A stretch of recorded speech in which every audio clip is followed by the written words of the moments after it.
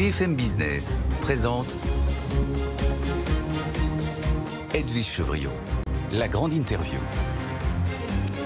Bonsoir à tous, bienvenue dans cette grande interview. Notre invité ce soir, c'est quasiment le ministre des Finances bis, c'est Éric Lombard, directeur général de la Caisse des dépôts. Bonsoir Éric Lombard. Bonsoir Edwige Chevrillon. Merci d'être avec nous, beaucoup de questions à vous poser. J'ai envie de dire essentiellement autour de la crise du logement, cette bombe à retardement. On devait avoir aujourd'hui des mesures annoncées par le gouvernement à l'issue du CNR logement, comme dit le gouvernement. Il a été encore repoussé. Vous nous direz, vous qui êtes un des principaux acteurs évidemment du logement en France, vous nous direz qu'est-ce que vous préconisez. Peut-être un mot d'abord. Vous êtes actionnaire de quasiment toutes les grandes entreprises françaises, en tous les cas du CAC 40. Vous avez vu les déclarations de Gabriel Attal, ministre du Budget, qui présentait son plan contre la lutte fiscale. Il vise les ultra-riches et il vise les grandes entreprises. Est-ce que vous avez le sentiment qu'il y a beaucoup de fraude fiscale dans les grandes entreprises ? Alors, on n'est pas les mieux placés pour avoir un jugement là-dessus. C'est pas l'impression qu'on a dans le dialogue qu'on a avec les dirigeants des entreprises, qui ont tous plutôt envie d'être en règle avec le fisc. En plus, on a un taux de prélèvement sur les résultats des entreprises qui a baissé ces dernières années en France. Et donc, je pense que l'idée de faire de l'optimisation fiscale, qui se faisait peut-être beaucoup il y a quelques années, est maintenant sortie de l'écran radar de beaucoup de dirigeants. En tout cas, je le souhaite, parce que payer ses impôts, c'est un acte citoyen et l'État en a besoin. Oui. Donc l'optimisation fiscale, on en fait moins qu'avant. C'est ça que vous avez ce sentiment-là. C'est le sentiment que j'ai, mais enfin, quand j'entends les déclarations du ministre, peut-être n'est-ce pas le cas. Il est certainement mieux informé que moi de ces sujets. Réponse prudente d'Éric Lombard, vous avez raison. Crise du logement, on a le sentiment, vous avez vu encore les chiffres comme moi, la baisse du crédit immobilier, moins 42% par rapport à la même période, à 14 milliards. Tous les indicateurs sont non seulement en baisse, mais sont plutôt en chute. Est-ce qu'on est face à une... Est-ce que ça doit être une cause nationale, le logement ? Oui, je pense que ça doit être une cause nationale. C'est une cause nationale parce que on a dans le logement une crise parfaite parce que tous les indicateurs sont compliqués. On a les indicateurs financiers avec la hausse des taux d'intérêt.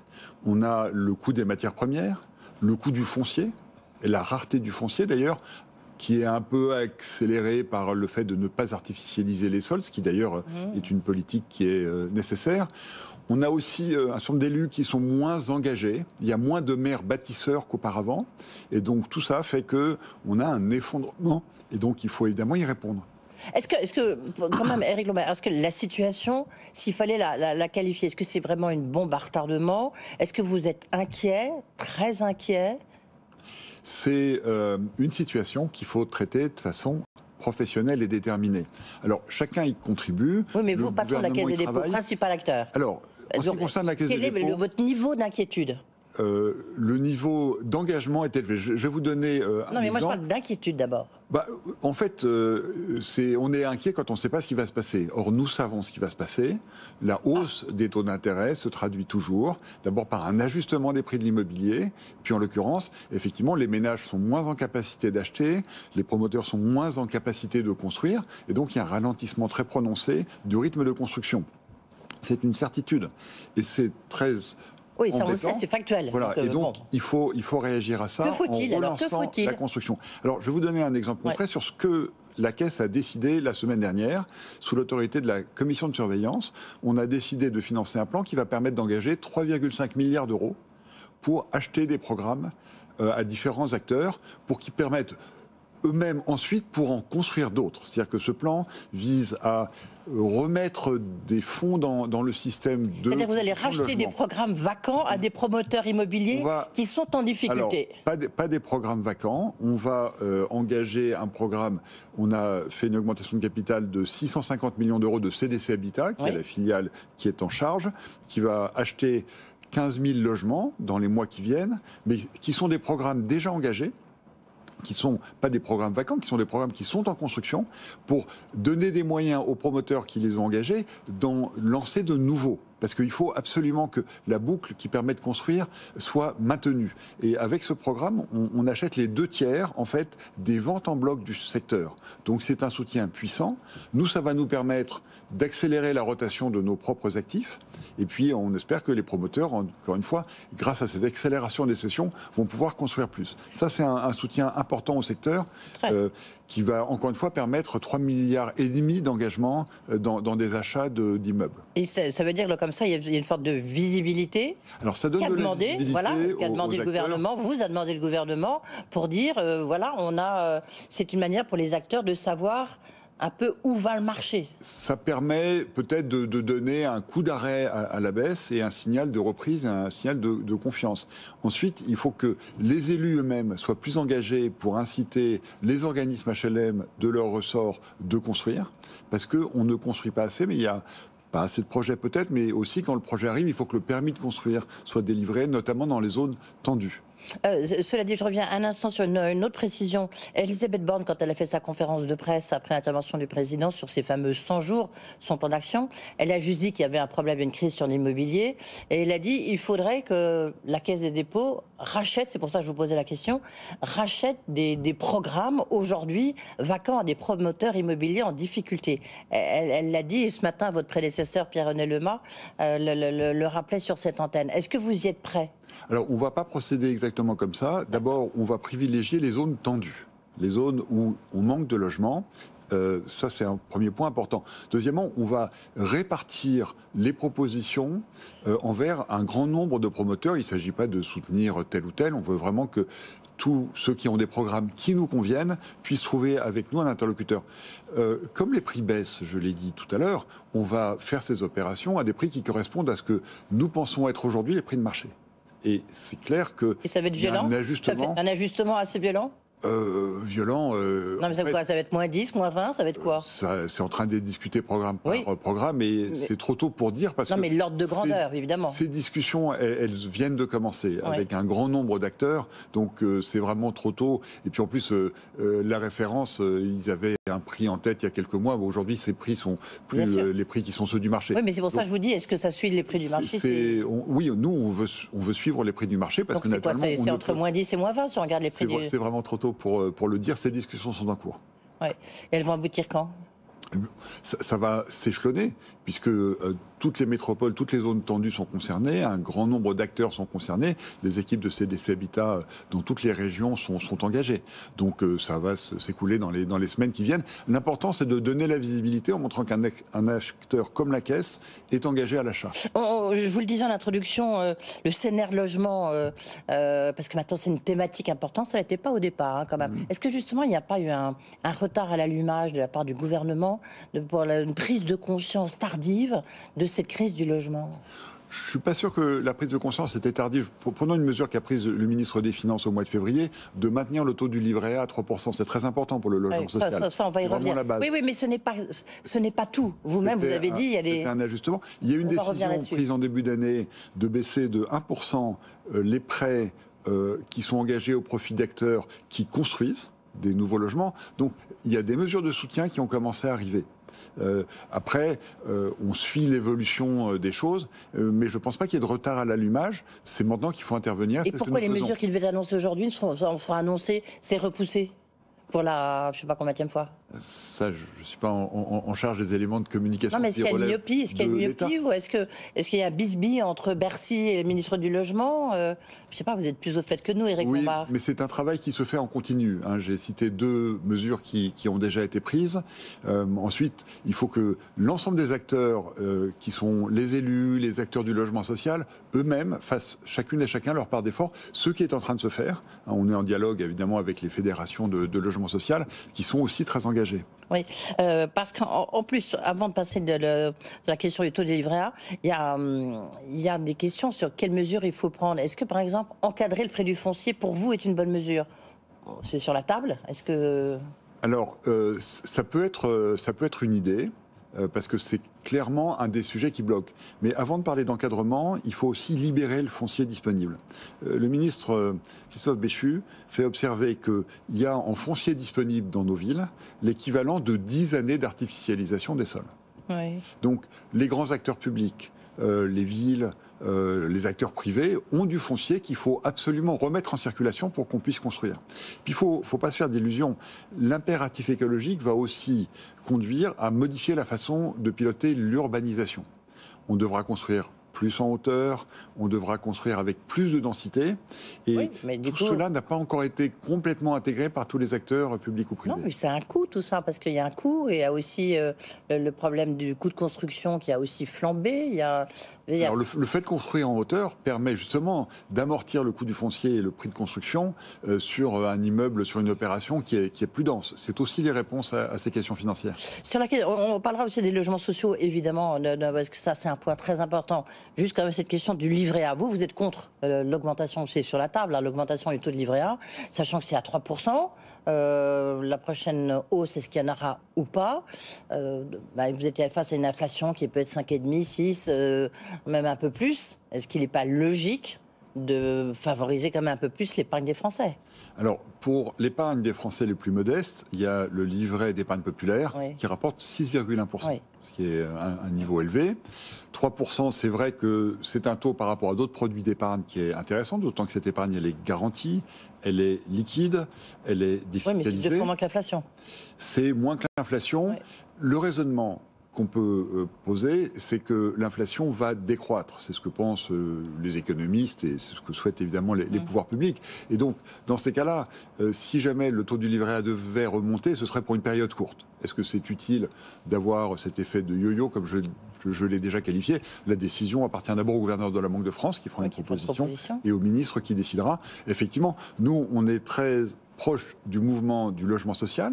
Il y a 170 milliards d'euros qui est financé justement sur des prêts basés sur le livret A. Ouais. Et donc, si on veut soutenir le mouvement de construction, c'est important que soit il n'y ait pas de hausse, soit s'il y a une hausse, elle soit la plus modérée possible.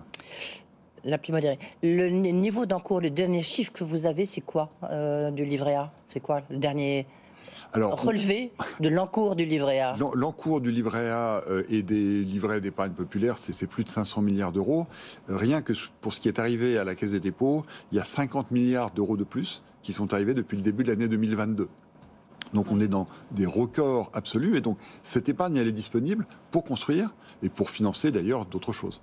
Justement, alors parce que ça finance notamment les logements sociaux, quelle est la capacité à produire justement ces constructions de logements sociaux, sachant que c'est basé sur le livret A. Le taux d'intérêt des bailleurs sociaux, il est en fonction du taux du livret A. La capacité à construire, elle est très grande, puisque si les bailleurs sociaux trouvent du foncier, un permis de construire, même si les matières premières coûtent plus cher, il suffit d'avoir des prêts d'une durée plus longue, et les programmes peuvent fonctionner.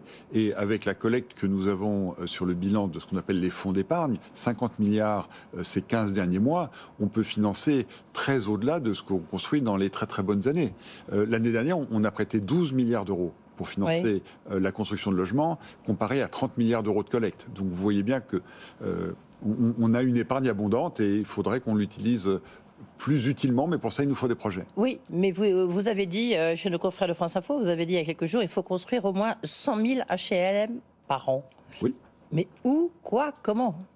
Alors, il y a des friches. Ça me fait penser au ministre du Logement qui n'arrêtait pas d'annoncer des chiffres, il faudra construire tant par an, etc. Et on voit bien que le résultat n'est pas du tout à la hauteur. Alors, avant le Covid, on en construisait plus de 100 000. Et l'année dernière, année de sortie du Covid, on en a construit 85 000. Oui. Donc, on est quand même dans ces éléments d'ordre de grandeur.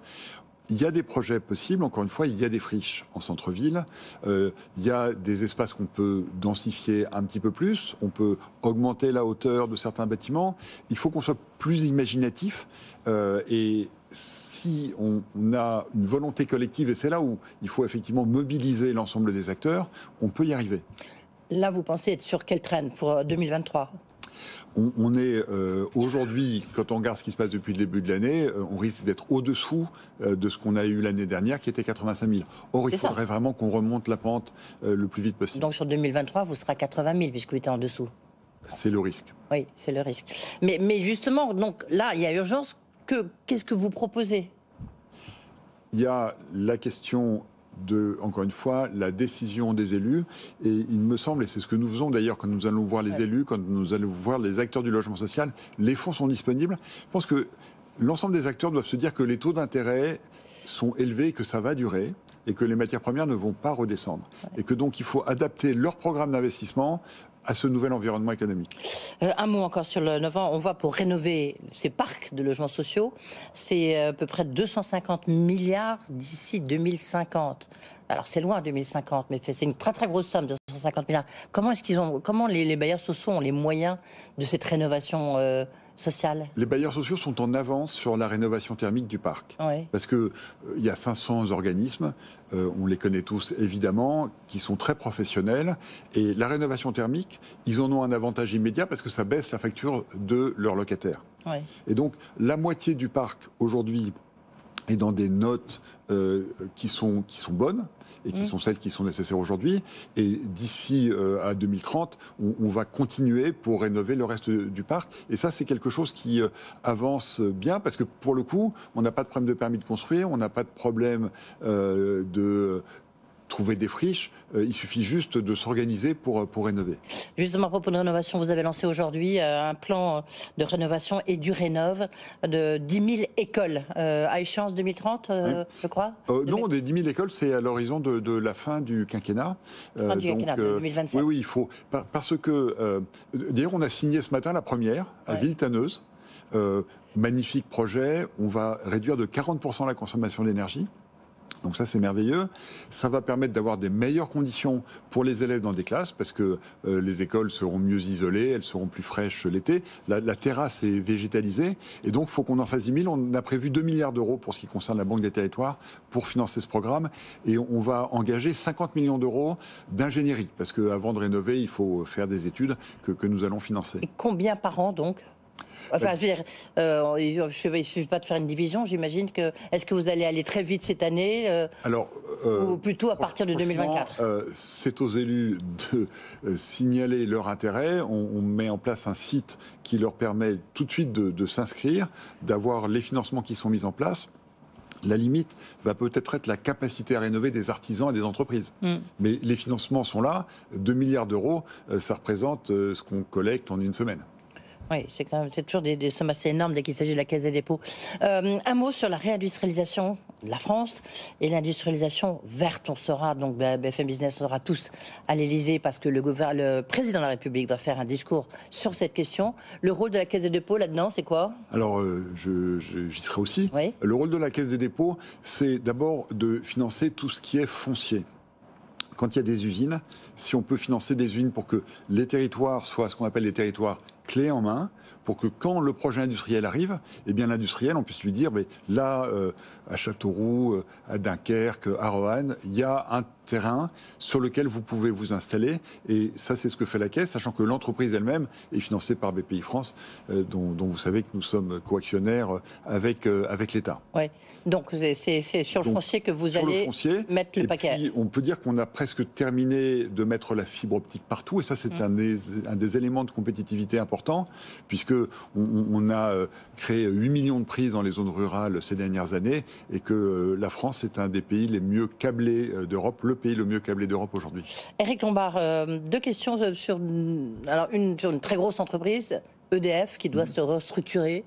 Je ne sais pas si vous allez participer au financement du nucléaire, hein, on est bien d'accord. Vous allez mettre combien? Alors, est-ce que le livret A doit servir à financer le nucléaire? C'est une question démocratique autant que financière. Mais dès lors que le Parlement va voter... Sensible, en tous les cas. Sensible, bien sûr. Mais le Parlement va voter l'équilibre énergétique de l'avenir entre les énergies renouvelables et le nucléaire. Et si le Parlement vote l'idée que la France crée de nouvelles centrales nucléaires, il me paraît logique que la Caisse des dépôts, qui est placée sous la protection du Parlement, dans sa gestion de l'épargne des Français, finance ces centrales. Et nous en avons la capacité financière, parce que le programme nucléaire français, c'est 50 milliards d'euros. Si on finance un tiers avec les fonds du livret A, 15 milliards d'euros, on voit bien que c'est la moitié de la collecte de l'année dernière. Mais est-ce que vous croyez que les Français qui mettent leur action dans le livret A, leur argent, leur épargne, leur bas de laine dans le livret A, ils ont envie de financer le nucléaire? Eh bien, on peut d'abord...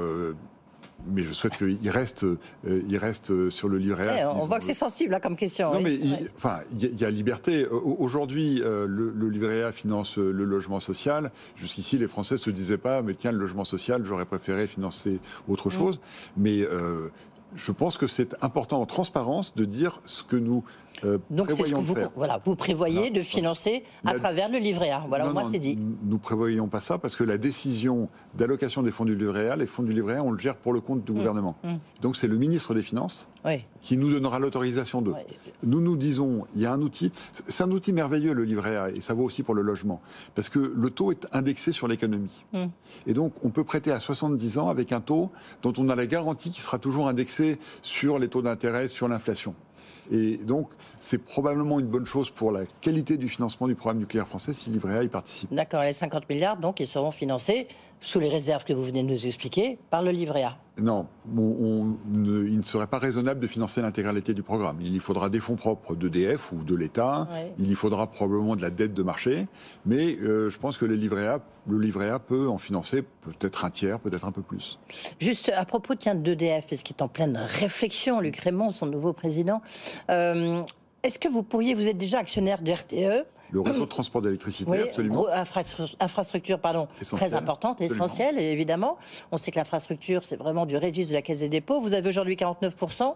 À supposer que RTE soit vendu, est-ce que vous seriez prêt à prendre les 51% d'EDF ? Alors déjà, il faut bien voir que les règles européennes font que la gouvernance d'une infrastructure telle que RTE, elle est plus pilotée par la CRE, la Commission de régulation de l'énergie, que par les actionnaires, même si les actionnaires ont leur mot à dire. Oui, ça j'imagine, si vous devez mettre ça...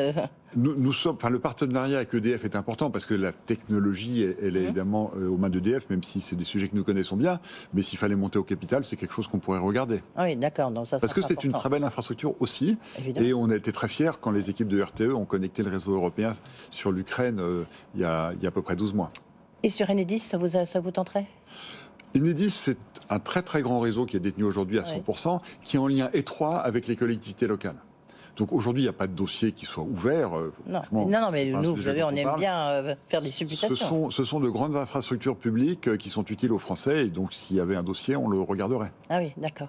Un mot, 30 secondes, Orpea, négociation, restructuration plus difficile avec les petits créanciers, les créanciers non sécurisés qui protestent ? Eh bien, c'est la première fois que les nouvelles règles européennes, de ce qu'on appelle la sauvegarde accélérée, s'appliquent. Ce sont des règles qui prévoient une hiérarchie entre les actionnaires et les classes de créanciers. Et sous l'égide du tribunal de commerce, chaque classe, les actionnaires et les créanciers, sera interrogée et il y aura l'occasion de voter. Et le droit s'appliquera. Nous avons mis sur la table un plan qui a d'abord une vertu de mettre l'éthique en objectif premier de cette belle entreprise. Et deuxièmement, nous allons injecter 1,3 milliard d'euros de fonds pour permettre à l'entreprise de repartir de l'avant. Donc il n'y a rien à voir, circuler, en tous les cas... Le tribunal de commerce se prononcera. La Caisse de dépôt fait son devoir. Merci beaucoup, Éric Lombard. On pourrait encore plein de questions. Vous allez revenir nous voir. Éric Lombard, directeur général de la Caisse des dépôts, était notre invité. Tout de suite, Tech & Co.